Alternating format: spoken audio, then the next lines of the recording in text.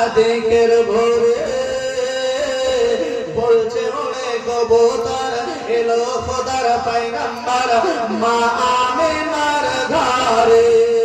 বলো সুবহানাল্লাহ, একটু জোরে বলো সুবহানাল্লাহ। ঝড় ঝড় ঝড় রহমত ঝরে বলছে ও শুভ সাদিকের ভোরে বলছে ওরে কবুতর এলো খোদার পয়গম্বর মা আমিনার ঘরে, মা আমিনার ঘরে। যার চেহারাতে যার চেহারাতে নূরের ঝিলিক মারে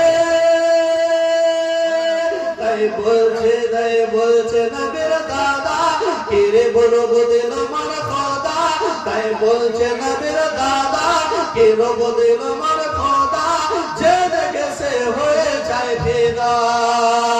ঝড় ঝড় ঝড় রহমত ঝরে শুভ সাদিকের ভোরে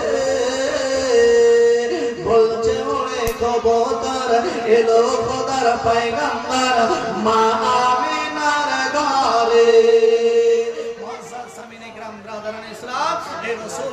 আমার ঘরে আমার আমিনার ঘরে এসেছিলেন।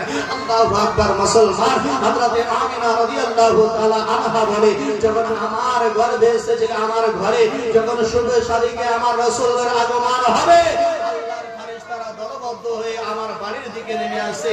আমি আমিনা দেখতে আছি, শুধু তাই নয় আল্লাহর ফেরেশতাদের হাতে আপনার ঝান্ডা নিয়ে আমার বাড়ির দিকে অগ্রসর আছে। হযরতে আমিনা বর্ণনা করে দিয়েছে, এই মুসলমান আজকে আমরা ঝান্ডা লাগাই না? আজকে আমরা ঝান্ডা উত্তোলন করি কি করি না?